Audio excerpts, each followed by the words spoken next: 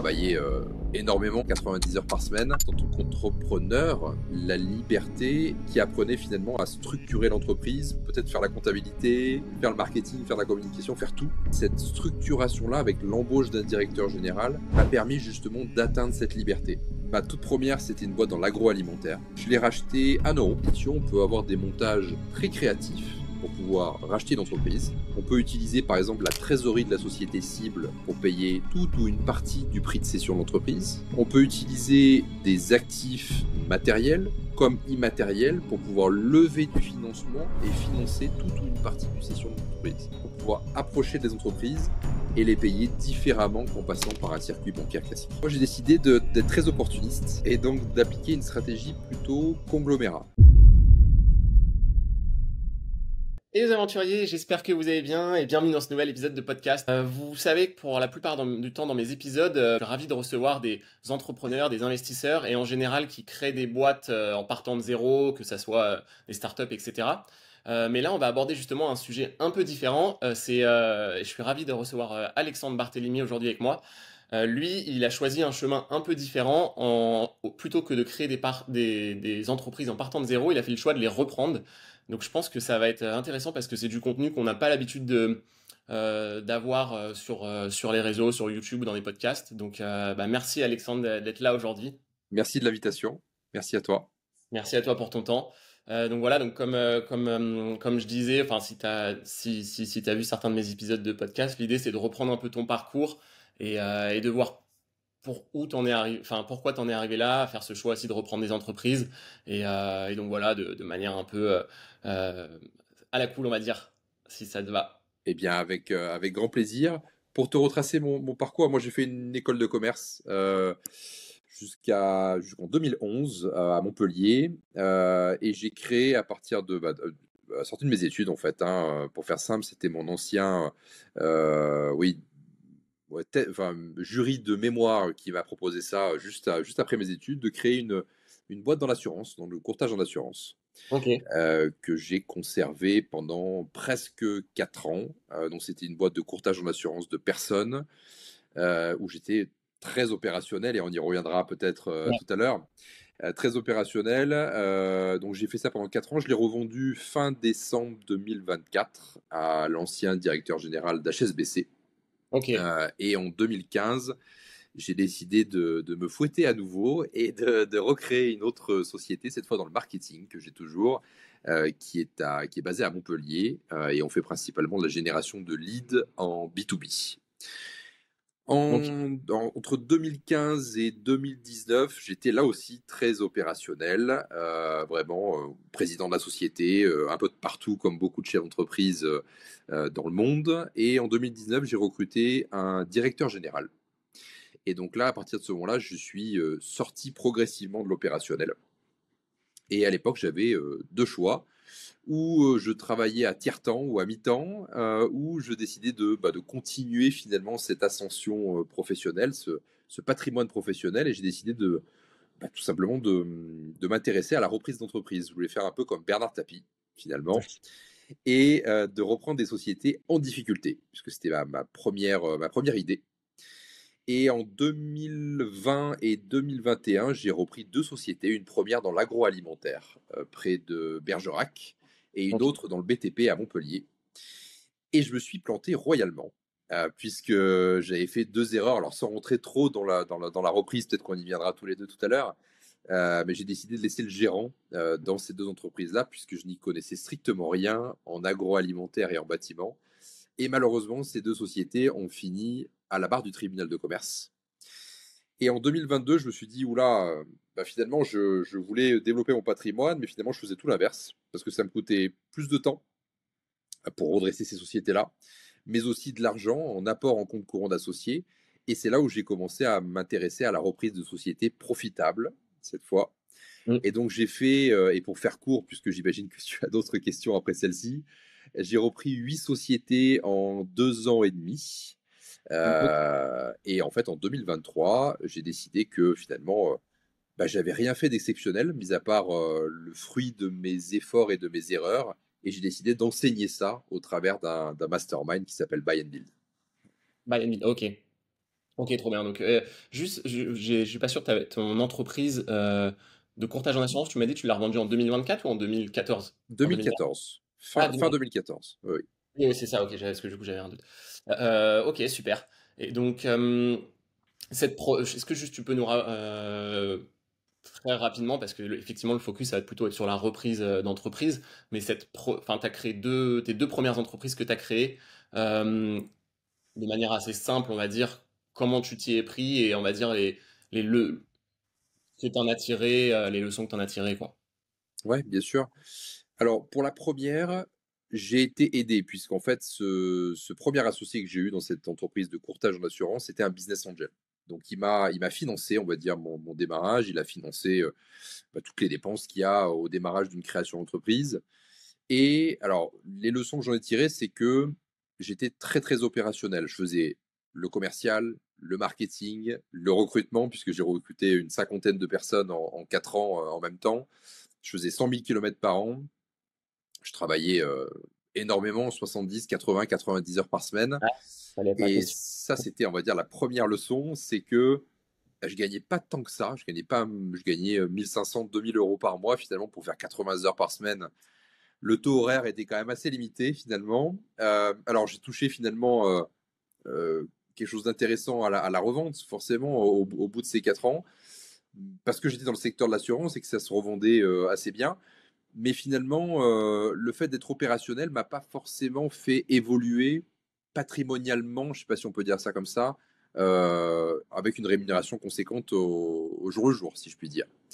Mm. Et finalement, c'est ce que je disais tout à l'heure, j'ai refait un peu les mêmes erreurs en 2015 avec ma deuxième société, où en fait, j'ai eu du mal à structurer suffisamment pour avoir le temps comment dire, de me consacrer à des tâches plutôt stratégiques et des tâches à plus forte valeur ajoutée, alors que finalement, j'étais un peu en mode pompier et que je réglais les problématiques au quotidien sans me passer mon temps sur ce qui comptait vraiment, à savoir la vraie croissance de mon entreprise. Quelle entreprise pouvait racheter pour faire grossir mon groupe, ou alors quelle décision stratégique je pouvais avoir pour faire plus de croissance organique, par exemple. Ça, c'est vraiment les deux grosses erreurs à la base. Ok, et cette deuxième entreprise, juste pour être sûr, c'est celle sur le marketing B2B ou Ouais, non, c'est... c'est ça, Ok, tout à fait. d'accord. Et d'ailleurs, bah, bon, parce que j'ai souvent des questions d'ailleurs sur le marketing B2B. Est-ce que toi, t'as des conseils ou est-ce que tu as mis en place t'as découvert un peu un système qui permet de manière assez simple de faire du marketing B2B, de la prospection, etc. Ça peut être intéressant de... Alors oui, en fait, à l'époque, j'avais lu un bouquin. Alors, je ne me rappelle plus le nom du bouquin, mais c'était quelqu'un qui était consultant pour Salesforce aux États-Unis. Je l'avais lu en 2016, je crois, ou 2017. Et en fait, c'était du marketing par email, donc uniquement B2B sous forme de séquence. Alors maintenant, il y a beaucoup de logiciels qui permettent de faire ça, comme par exemple Lemlist ou Walaxy, par exemple. Mais à l'époque, c'était assez innovateur. Et donc, en fait, on a fait beaucoup de génération de leads en B2B avec cette technique-là de 2016 jusqu'à maintenant. En fait, ça fonctionne encore très, très bien. Et d'ailleurs, le canal email, étonnamment, est toujours le moins cher et c'est lui qui rapporte le plus de ROI, de retour sur investissement, par rapport à d'autres canaux. Donc, c'était essentiellement ça, ouais. Mm. Ok.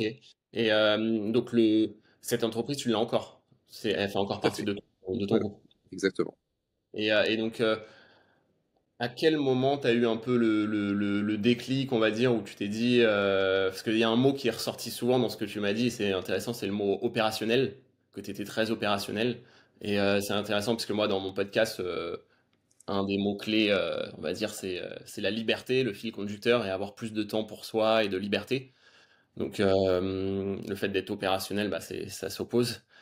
Comment toi, t'as eu le déclic, etc. Et tu t'es dit, bon, bah, j'ai eu cette première entreprise que j'ai revendue, cette deuxième entreprise que j'ai toujours, mais du coup, je vais commencer à reprendre.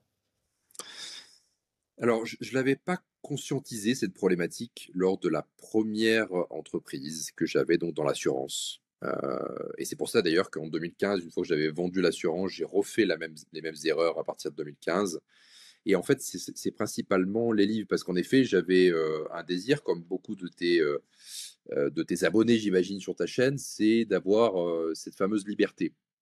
Et en fait, en tant qu'entrepreneur, je pensais en effet que la liberté allait de pair finalement avec les fonctions d'entrepreneur. Et finalement, je me suis aperçu que c'était tout l'inverse, où finalement, quand tu crées une entreprise, tu es partout, tu fais énormément d'heures.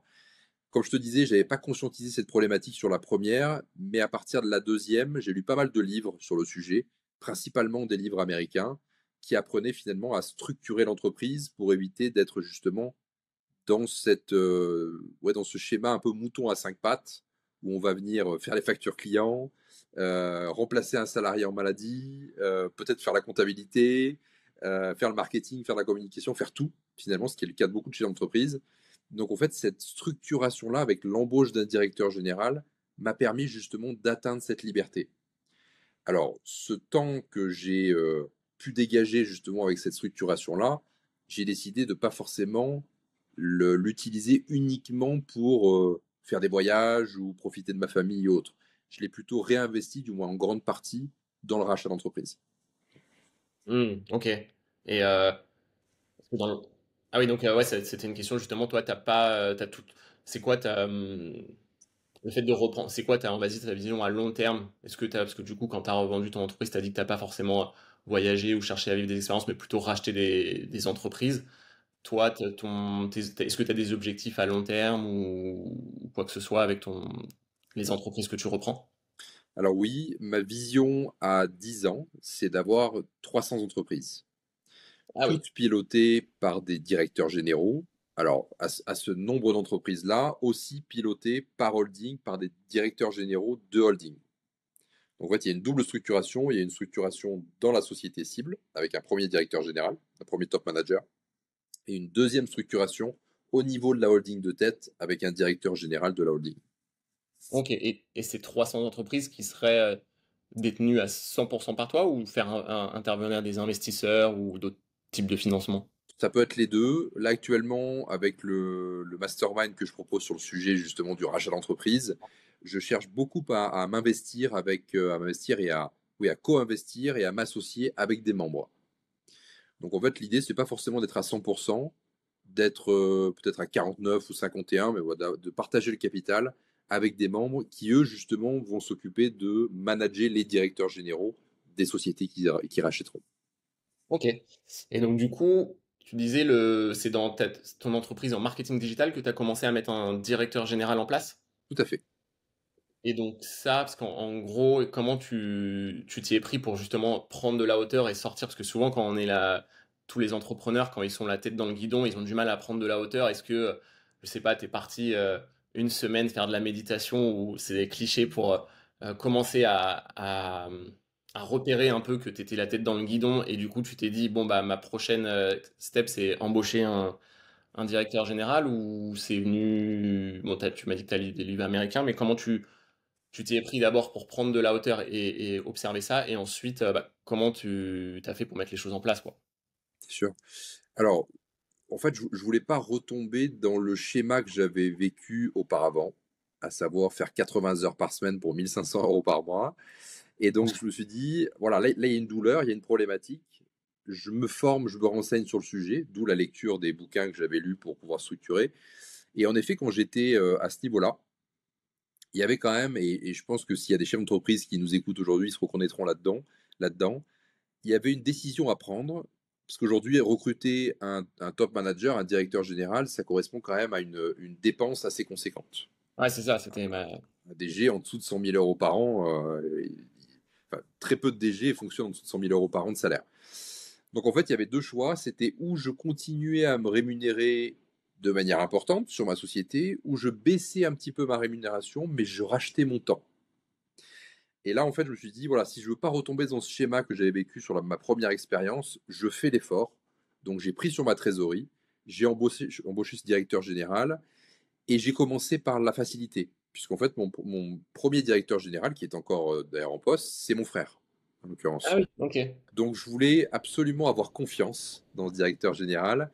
Et donc, j'ai décaissé de l'argent pour le rémunérer, mais c'était aussi un manque de ma famille. Donc, en fait, je m'enlevais aussi ce poids de à qui je donne les clés de mon entreprise pour pouvoir la gérer. Voilà. Alors après, ça s'est fait avec des recrutements extérieurs sur les suivantes, puisque j'ai pris l'habitude de le faire et de sélectionner les bons directeurs généraux. Mais au début, c'était quand même voilà, une dépense, mais familiale, avant tout.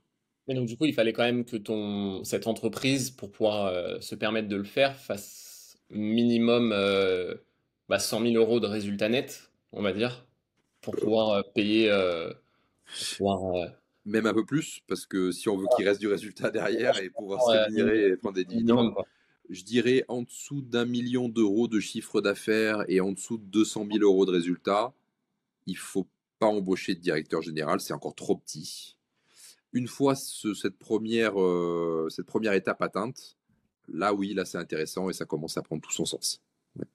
Mais donc, du coup, est-ce que si tu gères une entreprise qui fait pas ces chiffres-là, selon toi, c'est quand même possible de sortir de l'opérationnel ou de réussir à... Enfin, qu'est-ce que tu diras à une personne qui nous écoute qui fait pas ces chiffres-là mais si elle veut quand même réussir à sortir de l'opérationnel, on va dire. Alors deux préconisations selon moi. Alors ou cravacher justement jusqu'à donc personnellement j'entends être dans l'opérationnel jusqu'à ces Ouais. chiffres-là. Ou alors, si vraiment il y a une douleur trop persistante et qu'il y a un sujet familial derrière ou autre avec une structuration urgente à faire, il existe aujourd'hui des directeurs généraux ou enfin, oui, des membres de la direction qui sont externalisés aujourd'hui. On le voit beaucoup avec des boîtes comme Bras droit du dirigeant, par exemple, où on peut embaucher un top manager un jour, 2 jours par semaine pour se libérer du temps. Ah, c'est intéressant ça. Je connaissais pas ce bras droit du manager, c'est un site internet qui propose ça, quoi. Bras droit du dirigeant, oui, c'est une entreprise, un réseau qui propose ça, ouais, qui en a partout en France. Et on peut, selon les besoins, embaucher un top manager selon ses besoins et selon son budget aussi. Voilà. Coûtera peut-être quand même 1000 euros par jour en freelance ou quelque C'est chose ça. comme ça. C'est ça. Donc, par exemple, si on prend 4 jours par mois, ça fait à peu près 4 000 euros par mois. Ça évite de décaisser 100 000 euros par an pour un DG à temps plein tout de suite. Ok. Intéressant. Et donc, du coup, toi, sur ta première entreprise que tu as reprise, c'était en quelle année et tu t'y es pris comment? Enfin, parce que moi, tu m'as dit, les deux premières, tu as fait des erreurs, je crois, justement. Tu en as fait beaucoup. D'ailleurs, on peut dire ce que tu as fait comme erreur. Ouais, bien sûr. Alors, ma toute première, c'était une boîte dans l'agroalimentaire. Elle Ouais. faisait 2 500 000 euros de chiffre d'affaires en difficulté, hein, puisque c'était ma première reprise.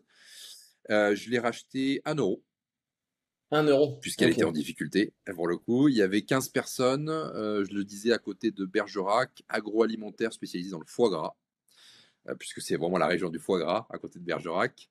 Et là, alors deux erreurs majeures que j'ai faites, et c'est pour ça que la société, entre autres, est allée au tapis, c'est que donc j'avais gardé le dirigeant pour pouvoir justement être opérationnel, parce que je n'y connaissais rien en agroalimentaire. Donc le dirigeant a reproduit les erreurs qui l'avaient conduit en difficulté. Et deuxième erreur, elle était à 5h30 de chez moi. Donc, Ah oui. Bergerac-Montpellier, 5h30 de route. Et donc, pas moyen d'aller dans l'entreprise pour vérifier des choses, pour relancer des fournisseurs ou relancer des clients, par exemple, négocier avec des fournisseurs des étalements de factures. Voilà, c'était les deux erreurs majeures. Alors, Mais tu t'y étais pris comment pour sourcer cette entreprise? Tu l'avais trouvé comment chercher en ligne? principalement par courrier. Donc, Par j'avais contre. envoyé une salle de courrier sur, on va dire, la moitié sud de la France. Et ce dirigeant m'avait répondu. Ah oui, donc t'envoyais des courriers, mais à des entreprises que tu avais quand même ciblées et identifiées ou... Oui, oui, je voulais de l'agroalimentaire, je voulais des boîtes au-dessus d'1 million ou 1 500 000 euros de chiffre d'affaires. Et donc, en fait, on envoie une campagne de courrier comme on le ferait pour faire une prospection commerciale. Ah oui, comme une prospection, ce que tu faisais en lead generation, mais commercial par des emails par exemple. C'est ça. Ok. Et donc ensuite, ton entreprise, enfin l'autre entreprise que tu as repris, mais qui elles, on va dire, ont été plus une réussite. Mhm. euh, Est-ce que tu peux reprendre un peu étape par étape comment tu t'y es pris et essayer de les leçons qui fait que quelqu'un d'autre pourrait les appliquer pour pouvoir essayer de répliquer la même chose?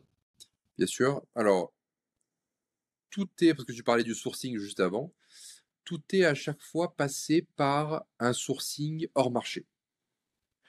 La principale erreur que je vois, alors chez mes membres et chez des repreneurs néophytes, c'est d'aller sur des sites de petites annonces, comme Fusac, par exemple, Session PME. C'est un peu la facilité, mais malheureusement, c'est ce qui marche le moins, puisqu'on va croiser des entreprises qui sont fortement valorisées et souvent représentées par des intermédiaires qui n'autorisent pas des montages financiers créatifs. Bref, je reviens au sujet de ta question. C'était à chaque fois une approche donc, hors marché, principalement par courrier d'ailleurs. On utilisait un peu les bonnes vieilles méthodes. Et à chaque fois, les dirigeants répondaient en disant voilà, je travaille trop, par exemple, je veux partir à la retraite, je veux changer de secteur d'activité. Et là, la discussion s'amorçait. Et donc ensuite, on parlait de chiffres, on parlait de bilan, on parlait de montage financier, on parlait de prix de cession d'entreprise. Et ce qui est intéressant dans le vaste monde de la fusion-acquisition et du M&A, c'est que, contrairement à l'immobilier, par exemple, où on est obligé de passer par la banque finalement pour acheter un bien immobilier, dans le monde de la fusion-acquisition, on peut avoir des montages très créatifs pour pouvoir racheter l'entreprise. Quelques exemples, et on ira dans le détail si tu veux tout à l'heure. On peut utiliser par exemple la trésorerie de la société cible pour payer toute ou une partie du prix de cession de l'entreprise. On peut utiliser des actifs matériels comme immatériels pour pouvoir lever du financement et financer toute ou une partie du cession de l'entreprise. On peut aussi étaler une partie du prix de cession de l'entreprise pour pouvoir accéder à la propriété. Enfin bref, ça nous donne vraiment un cocktail gagnant, on va dire, pour pouvoir approcher des entreprises et les payer différemment qu'en passant par un circuit bancaire classique. Ouais, ouais, bah, la partie financement créatif, ouais, c'est intéressant d'en parler plus en détail après, justement. Toi, quel secteur t'as identifié est-ce que t'as identifié, tu t'es focalisé sur un seul secteur pour trouver ta première entreprise et d'ailleurs même les autres entreprises, parce que peut-être t'as appris d'autres choses du coup après. Est-ce que, selon toi, tous les secteurs enfin, est-ce que le secteur dépend de la personne qui veut reprendre justement? Moi, j'ai décidé d'être très opportuniste et donc d'appliquer une stratégie plutôt conglomérat. Donc, j'allais tous azimuts sur tous les secteurs d'activité. Tous les secteurs d'activité m'intéressaient, tant qu'il y avait les critères financiers, les critères d'embauche d'un directeur général, justement pour ne pas avoir la pilotée derrière. Donc, j'ai repris vraiment dans différents secteurs. Il y avait encore, en effet, il y avait l'agroalimentaire. Alors, pas la première que j'ai reprise, mais la troisième, en l'occurrence, que j'ai reprise, était aussi dans le secteur de l'agroalimentaire. Du BTP, du transport, réseau d'optique et d'audioprothèse, climatisation, chauffage, aussi digital, aussi, puisqu'il y a une Ouais. boîte qui est dans le digital. Voilà, c'était vraiment très, très varié comme recherche de secteur d'activité. Et je pense que tant que l'entreprise a un certain niveau de chiffre d'affaires et un niveau de résultat, tout est possible dans le secteur de la reprise tant qu'on peut identifier un directeur général et ne pas tomber dans l'opérationnel, c'est ce qu'on se disait tout à l'heure. Après, ça va dépendre aussi des désirs de chacun. Si quelqu'un qui est par exemple dans le BTP veut ne pas sortir du secteur parce qu'il est à l'aise dans ce secteur-là, il le connaît très bien, il y a aussi une stratégie plutôt de reprendre dans des secteurs dans le même secteur d'activité, par exemple. Ça peut créer des synergies et des économies d'échelle. Hmm. Mais ça veut dire que du coup, toi, quand t'as envoyé des courriers un peu, comme tu disais, tout azimut, etc., c'était... enfin, comment tu prenais, tu trouvais la liste des entreprises dans une région, par exemple, et t'envoyais... D'ailleurs, est-ce que tu as, en quelques bullet points, la trame de ton courrier, mais... euh, parce que du coup, si c'est tout secteur, c'est peut-être plus dur à se focaliser, à comparer, etc., ou... Alors, alors c'était en effet, enfin, alors, c'était une base de données classique, hein, comme on peut trouver par exemple avec Manageo ou avec Papers, par exemple, hein. Donc je faisais en Ouais. effet un département, je classais par chiffre d'affaires. Moi, je voulais que les Ouais. boîtes au-dessus d'1 million d'euros de chiffre d'affaires, profitables et non pas en difficulté. Et ensuite, je mettais tout secteur d'activité. Donc là, j'envoyais une salle de courrier, ça peut être 2000, 3000, 5000, 10 000 courriers. Ah Et ouais. ensuite, les cédants m'appelaient directement, puisqu'il y avait mon numéro de téléphone portable sur ce courrier-là, avec les principaux critères, on va dire, de ma recherche, à savoir plus d'1 million d'euros de chiffre d'affaires, principalement dans les secteurs B2B, sans trop de dettes, trésorerie excédentaire positive. Si les cédants se retrouvaient dans ces critères-là, ils m'appelaient directement sur mon numéro de téléphone. Et là, Ok. la discussion s'amorçait. Quand tu dis profitable, il fallait que ces entreprises aient un EBITDA, enfin un chiffre d'affaires donc supérieur à 1 million et un EBITDA supérieur à À un certain. 12%. 12% du chiffre d'affaires. Ça, c'est mon critère principal. Ok, et ces infos, tu les avais sur Manageo ou sur Papers ou Alors, tu... pas tout, puisque c'est c'est pas très actualisé, mais j'avais au moins le chiffre d'affaires. Après, en effet, c'était au fur et à mesure de la discussion. Est-ce que ça m'intéresse, est-ce que ça m'intéresse pas? C'est vraiment après un échange avec le cédant. Ok, hyper intéressant. Et donc ouais, envoyer 2000, ça c'est plus logistique, on va dire, envoyer 2000 courriers euh, enfin par mois, ou je sais plus combien t'as dit. Comment tu t'y prenais? Parce il y a des systèmes, bon ça c'est un peu ton domaine avec la lead generation que tu faisais avant, mais il y a des systèmes pour simplifier tout ça. Alors Pour, oui, il y a même des prestataires qui le font. d'accord. Nous, on passe par un prestataire d'envoi de courrier qui est localisé à Lyon, par exemple, et tu as juste à lui envoyer la base de données, ton courrier, et après, il s'occupe de l'envoi directement. Ok. Et ça peut être intéressant justement d'évoquer un peu, parce que ça, j'imagine, bon, c'est un petit coup anecdotique par rapport à la reprise d'entreprise après, mais t'as un budget d'investissement pour avant, enfin, toutes les dépenses qui sont engrangées avant la reprise d'une entreprise, est-ce que t'as une estimation? Je dirais que, alors, en comptant les frais de sourcing, en effet, que tu as souligné ici avec le courrier, entre les frais de déplacement aussi, puisqu'il faut se déplacer pour aller voir l'entreprise que l'on souhaite racheter, je dirais que un budget d'environ 10 000 euros, ça me paraît suffisant pour pouvoir commencer avec une première reprise. Donc 10 000 euros de décaisser avant de reprendre l'entreprise. Après, bien sûr, on peut se rembourser cette somme-là une fois l'entreprise reprise, sur sa trésorerie par exemple, mais il faut pouvoir avancer 10 000 euros à la base. D'accord. Et d'ailleurs, et tu penses que ça peut se faire pour une personne bien organisée, avec la méthode un peu que tu évoques, etc., se faire en combien de temps de trouver devenir propriétaire de la première, enfin, ouais, d'acheter la première entreprise? Alors c'est un processus qui est assez long, mais pas chronophage. Ça, c'est un peu bizarre sur ces deux choses, c'est que Ah, de la phase de, je dirais, de formation, de sourcing jusqu'à la signature officielle, il va se passer environ 8 mois.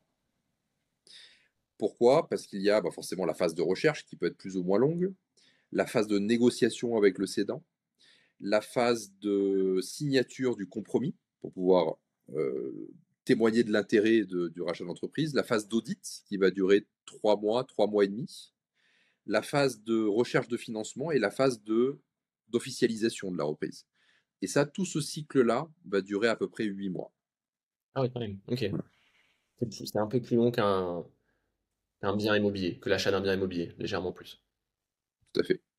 Et pour la phase d'audit, etc., tu te fais accompagner par des experts, que ce soit expert comptable ou avocat ou Expert d'autres. comptable et avocat. Tout à fait. L'expert comptable fait les audits comptables et l'avocat fait tout ce qui est audit alors juridique, social et fiscal.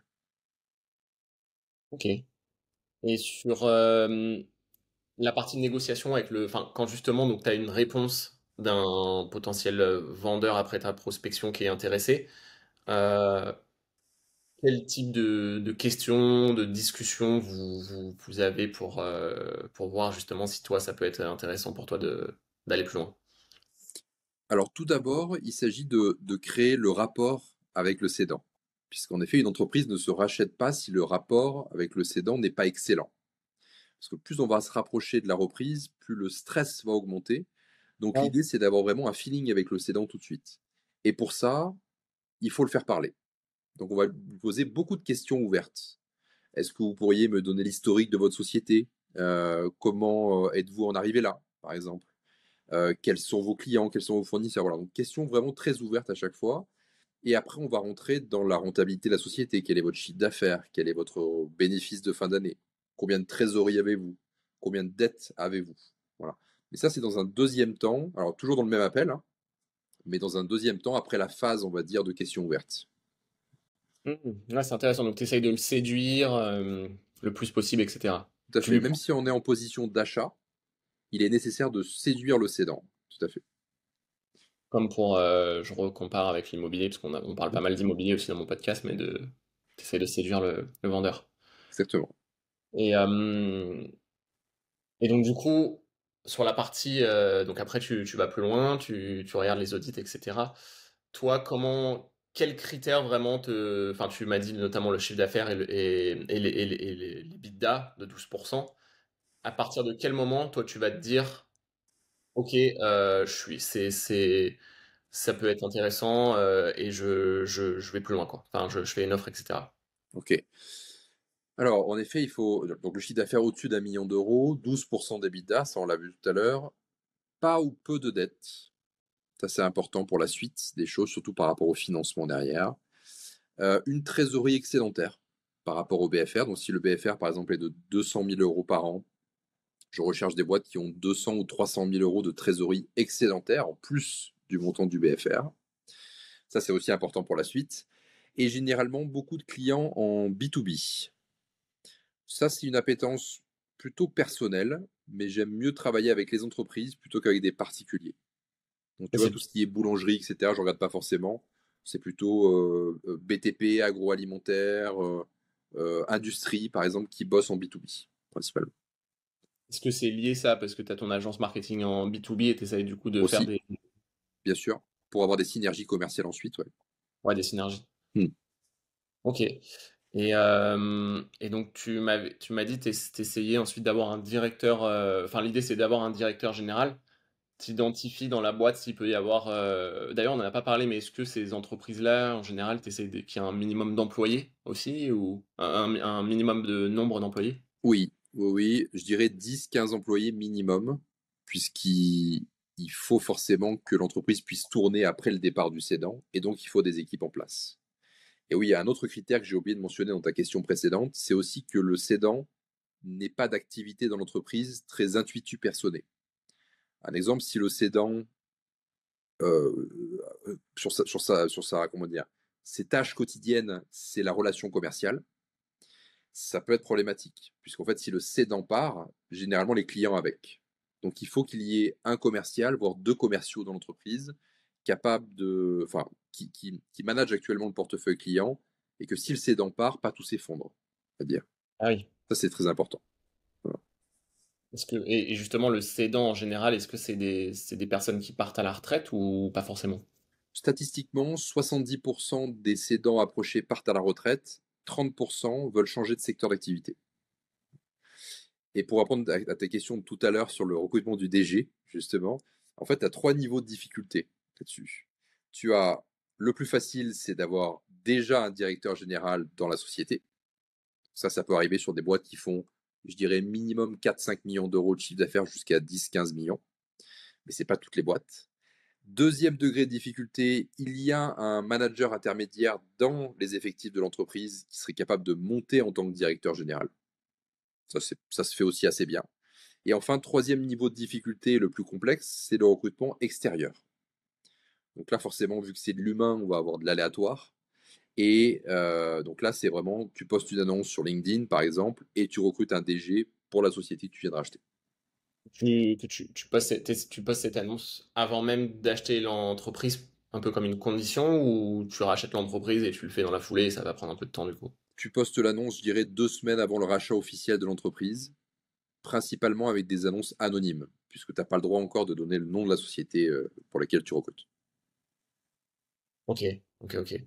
Euh, donc du coup, parce que tu disais tout à l'heure, il faut à peu près quand même 8 mois en moyenne pour reprendre l'entreprise et mettre en place, avoir un budget à peu près de 10 000 € pour reprendre.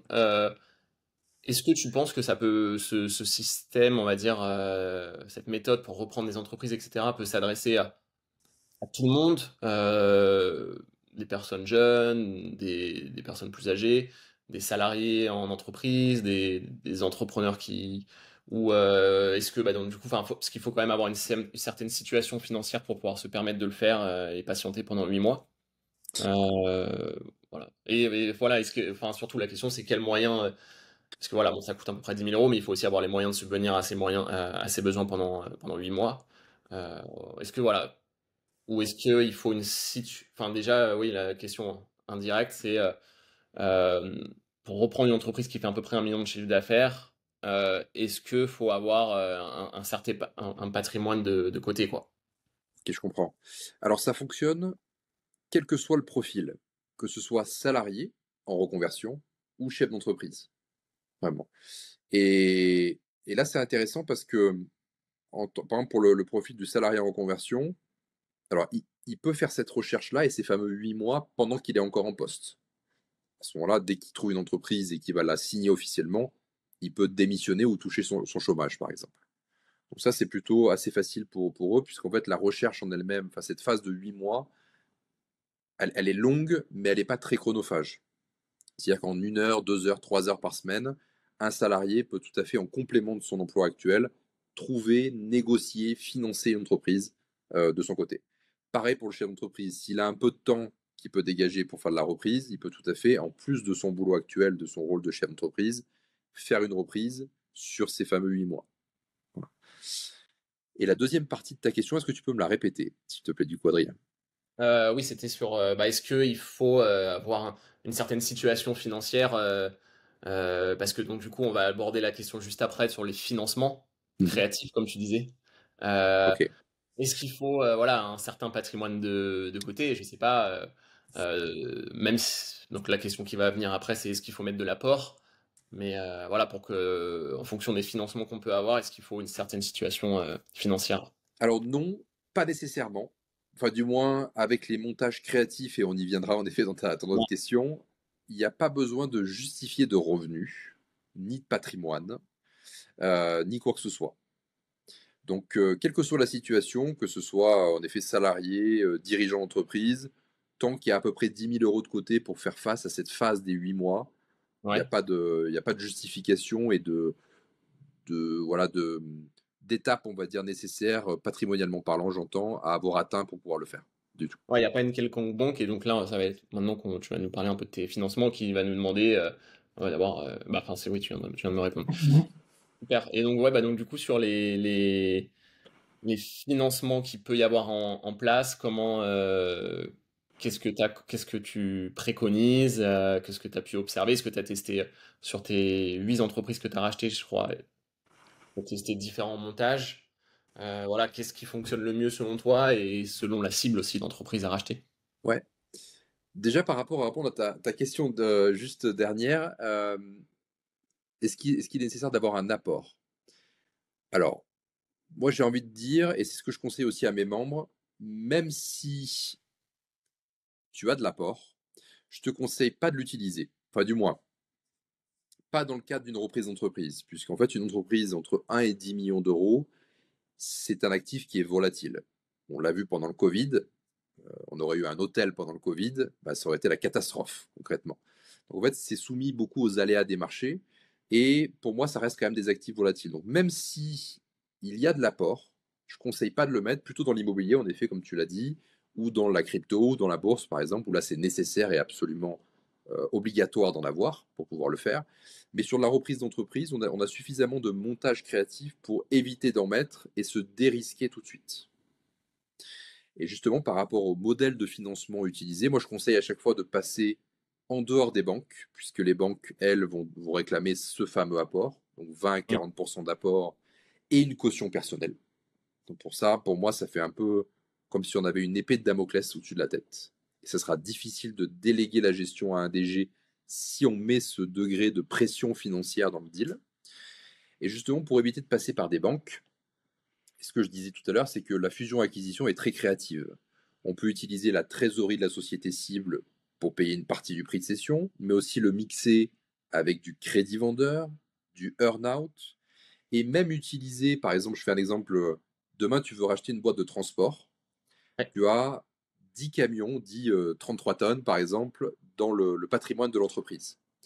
Tu peux refinancer ce parc de camions pour dégager le financement nécessaire pour payer toute ou une partie du prix de cession. Donc en fait, tous ces montages, on va dire, additionnés, ce cocktail, on va dire, de financement te permet de payer un prix de cession. Donc là, refinancer par exemple ce parc de camions, pour le coup, là, ça sera avec une banque, du coup. Pas forcément. Ça peut être un établissement de crédit hors banque, privé. D'accord, ok. Parce que effectivement, moi, donc du coup, les 2 dernières années, j'ai essayé un peu, j'ai testé, j'ai fait quelques offres pour des entreprises à reprendre, notamment dans des panneaux photovoltaïques, etc. Et j'avais demandé à ma banque juste pour tester, commencer les discussions pour le fun. Et effectivement, elle me demandait à chaque fois minimum 20-40% d'apport, comme tu viens de dire. Euh, Toi, enfin, si tu as des stats un peu sur toutes les offres que tu fais aux vendeurs, il y en a combien qui acceptent les montages et les financements dont tu évoques? Parce que j'imagine que du coup, il y en a plein qui vont pas accepter. Alors oui, certains veulent que du cash, par exemple, le jour de la session. Alors nous, on arrive à avoir du cash, hein, bien sûr, avec les financements d'actifs, avec la trésorerie cible, etc. Mais certains veulent qu'on passe par une banque, par exemple, de manière assez classique et payer 100% du prix cash. Donc en effet, sur les propositions financières, on n'a pas 100% de réussite. Généralement, la stat, c'est à peu près 65% de réussite. Ah oui, quand même, c'est très élevé, je trouve. C'est plutôt élevé et c'est pour ça qu'on s'adresse principalement à des secteurs traditionnels. Et c'est pour ça qu'on va rarement, et mes membres le savent aussi, on va rarement sur des startups, par exemple dans la blockchain, ou sur du SaaS, par exemple, parce que ce sont des métiers qui sont très courus, où il y a une activité en fusion-acquisition assez importante. Et justement, les cédants n'acceptent pas ce genre de montage créatif parce qu'ils sont beaucoup sollicités. À l'inverse, le dirigeant d'une boîte de BTP, par exemple à Marseille, pour vendre sa boîte, alors ça c'est un peu à l'opposé des idées reçues, mais pour vendre sa boîte, s'il y arrive, il va mettre 5 ans. Ah oui. Et il faut trouver la bonne personne au bon moment pour le faire. Sachant que 80% des entreprises dans les secteurs traditionnels ne se vendent pas. Donc généralement, on est seul sur une reprise d'entreprise dans un secteur traditionnel. Et vu que les cédants ont parfois essayé pendant 1 an, 2 ans, 3 ans de la vente sans succès, ils acceptent un peu plus des montages créatifs comme celui que je viens de t'évoquer.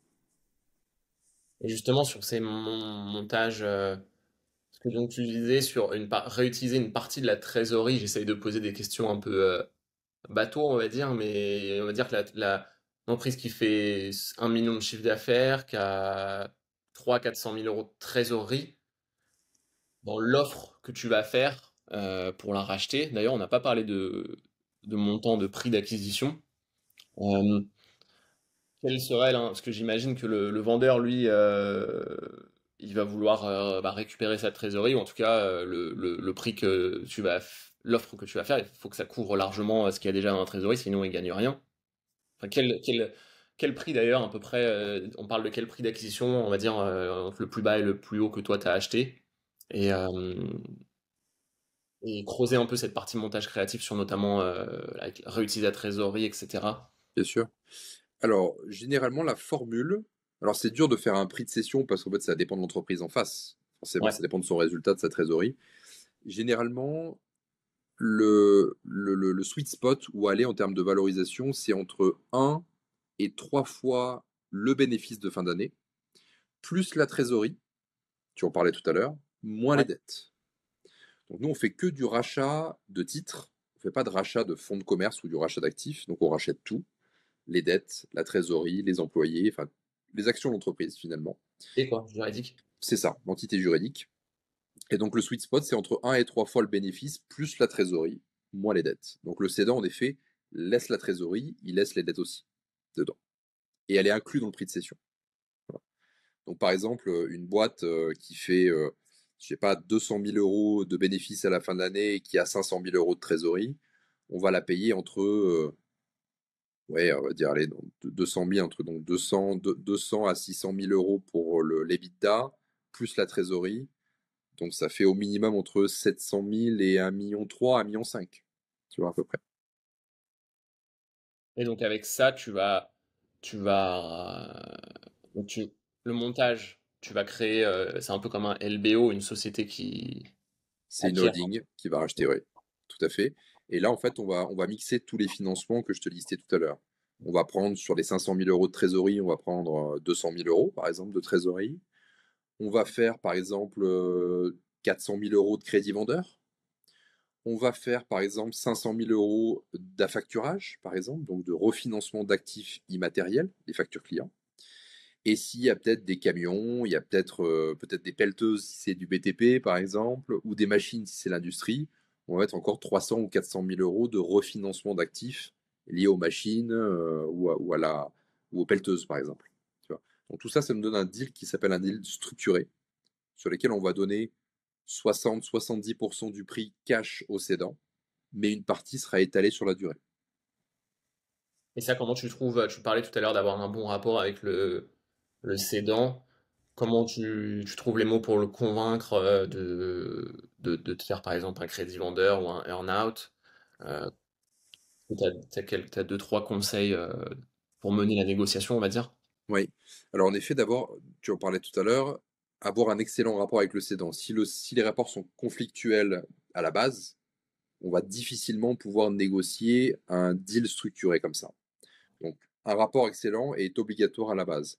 Et en effet, et après, il n'y a pas trop besoin d'insister parce que, comme je te le disais tout à l'heure, sur des secteurs très traditionnels, les cédants n'ont pas le choix. S'ils veulent vendre leur boîte, généralement, tu es seul en face.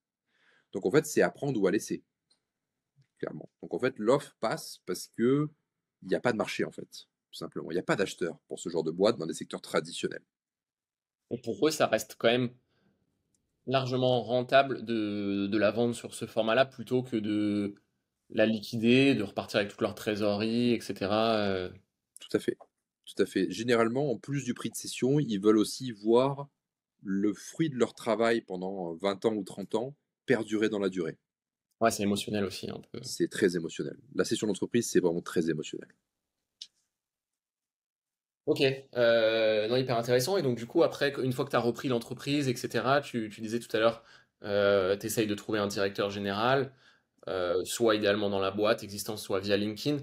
Est-ce que tu as quelques petites anecdotes sur tes entreprises que tu as achetées, échec ou réussite, ou voilà, tu as eu. Déjà, toi, combien de temps t'y consacres une fois que l'entreprise est rachetée de manière opérationnelle, justement? Alors, généralement, je fais une réunion par semaine. Alors maintenant, j'ai quelques boîtes, donc je fais une réunion de 4 heures avec tous mes directeurs généraux à l'intérieur. On voit ensemble les problématiques de la semaine passée, comment les régler, et aussi les objectifs de la semaine suivante et comment les atteindre. Donc c'est le seul temps imparti dans la semaine pour mes boîtes, c'est 4 heures. Ah oui. Tout le reste du temps, s'il y a des problèmes, s'il y a des salariés à remplacer, etc., ça se voit uniquement pendant la réunion le matin. C'est tout. Voilà. Après, est-ce que j'ai des anecdotes sur des recrutements de directeur général? Alors oui, alors plutôt au stade de la qualification des candidats. Quand on poste une annonce, par exemple sur LinkedIn ou d'autres job boards, généralement, il y a énormément de candidatures, puisque le poste de directeur général parle à beaucoup. Donc, il y a 300, 400, 500 candidatures assez facilement. Et Ah ouais. pour justement éviter de perdre 3 semaines à appeler les CV les uns après les autres, je mets généralement un mot de passe dans l'annonce. Et généralement, à la fin de l'annonce, ça me donne, et si le candidat répond avec ce mot de passe, ça me donne déjà un indicateur, c'est que la personne a lu l'annonce jusqu'à la fin. Hmm. Voilà. Et ça Ouais, évince 95% des candidats généralement. un pré-filtre, ouais. Et je disais, non, d'autres anecdotes aussi, suite à la reprise, est-ce que, bon, des difficultés, des pertes de clients, justement, des clients qui vu que ça change de propriétaire, partent, et aussi un peu ce que tu fais juste après dans la foulée, est-ce que tu vas chercher à la méthode Bernard Tapie, je crois, par exemple, chercher à stopper pas mal de dépenses, enfin ça c'est peut-être plus sur des entreprises en difficulté, mais voilà, mais des petites mésaventures ou aventures qui se sont passées dans la foulée de la reprise de ces entreprises. En fait, au préalable, je fais attention en effet que le cédant n'est pas la relation commerciale. C'est l'un de mes critères. Donc, Ouais. c'est pas un long fleuve tranquille, c'est-à-dire que généralement, quand même, en moyenne, il y a une chute de 10% du chiffre d'affaires.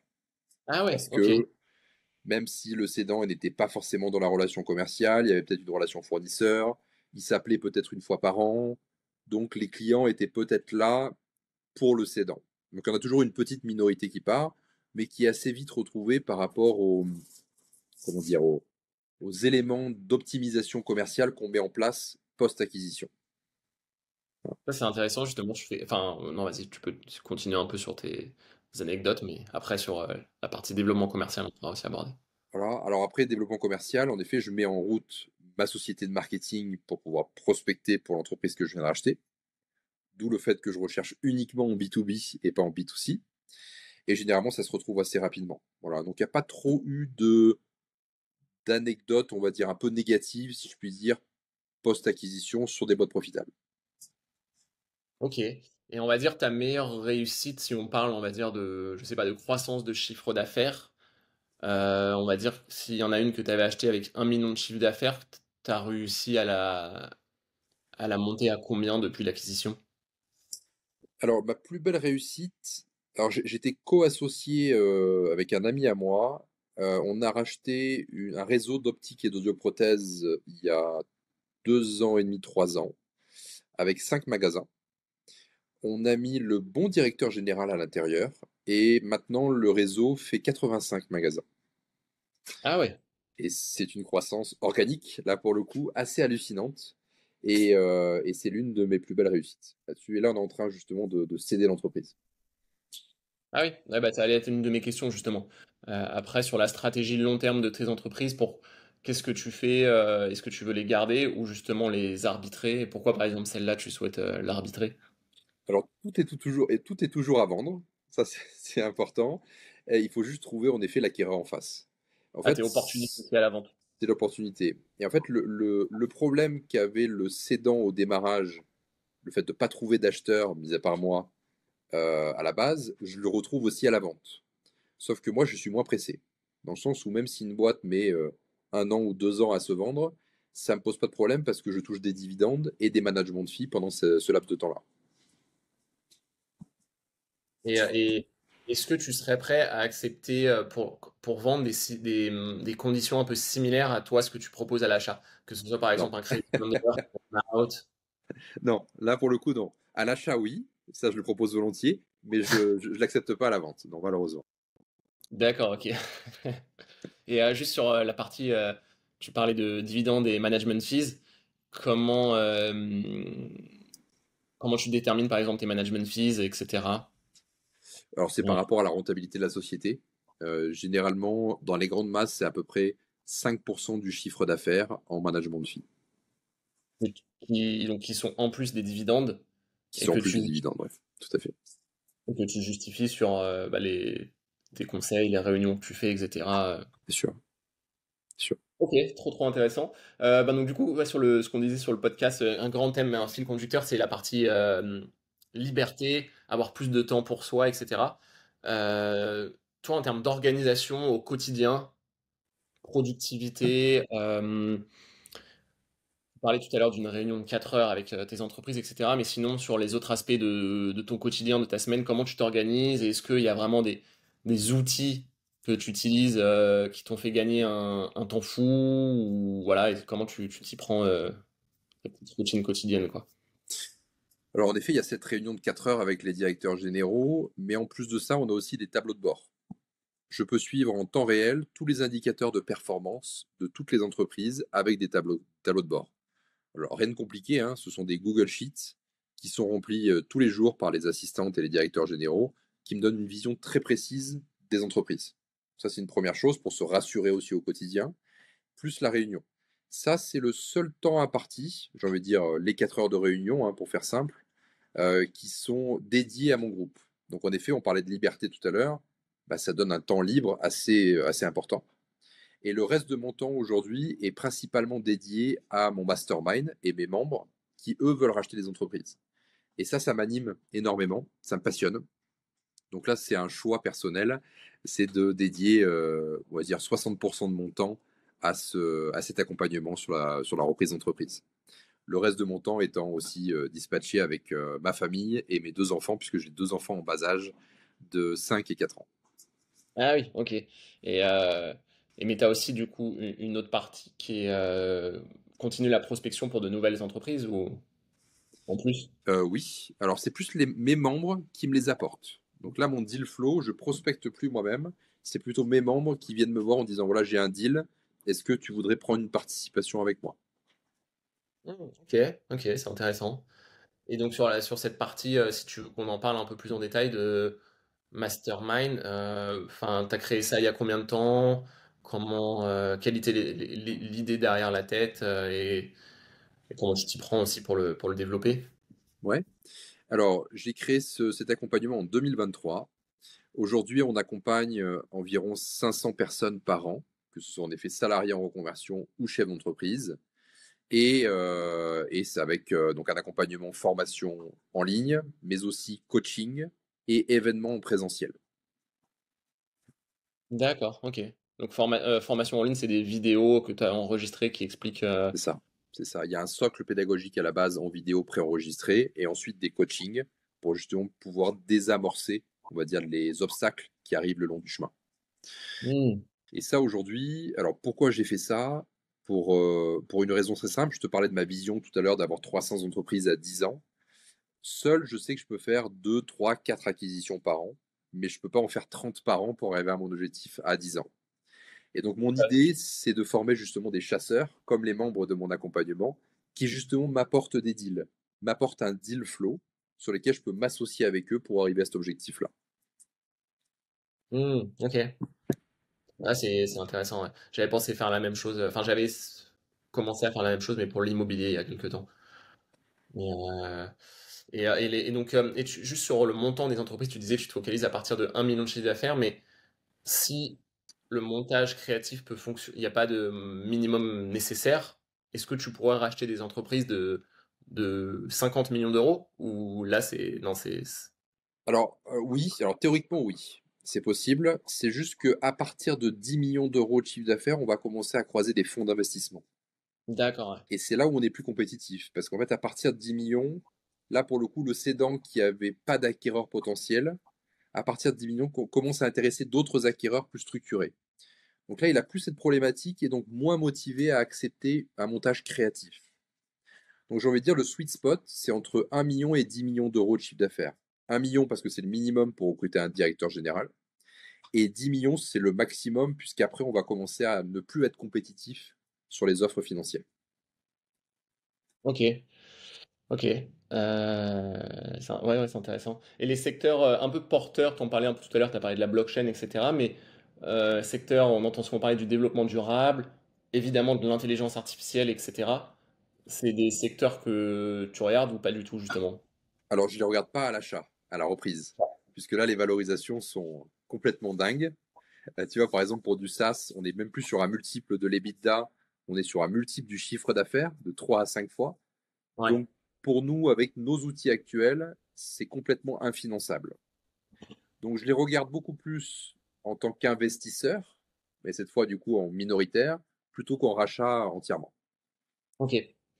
Trop bien, bah, on arrive à la fin de cet échange. Donc, quelques petites questions un peu à la fin que je pose.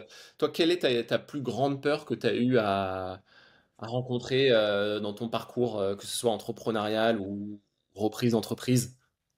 Ma plus grande peur, hein. Ouais.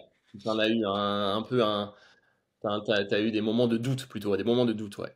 Oui, là où j'ai eu vraiment un moment de doute, c'est après justement l'échec de mes deux premières reprises de sociétés en difficulté.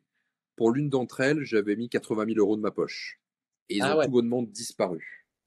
Et donc là, je me suis dit, oula, mais en fait, mais comment je pourrais faire pour appliquer une stratégie de reprise cohérente, alors que finalement, j'ai essayé 2 fois, j'ai essayé de persévérer là-dedans, mais j'ai perdu du temps et de l'argent. Donc là, j'ai commencé à douter sur ces stratégies de reprise. Alors après, je me suis repositionné, toujours avec les livres, avec du contenu, etc., qui m'a aidé justement à me remettre en question. Mais c'est vrai que c'était vraiment ma période de doute. C'est-à-dire que je voulais plus recréer d'entreprise parce que je voulais pas retomber dans l'opérationnel et en même temps, j'arrivais pas à faire de la reprise non plus. Donc c'était vraiment une période un peu à blanc. Voilà. Pendant combien de temps ça à peu près? Je dirais 6 à 8 mois. Ok. Et donc, tu as réussi à rebondir, notamment grâce à du contenu ou des livres, t'as dit? Ou... Des livres principalement. Ça m'a toujours aidé, finalement. C'était le fil conducteur, évidemment, de mon parcours entrepreneurial. C'est dès que j'avais une problématique, j'achetais les livres en fonction et ça réglait la problématique et je continuais d'avancer. Ok.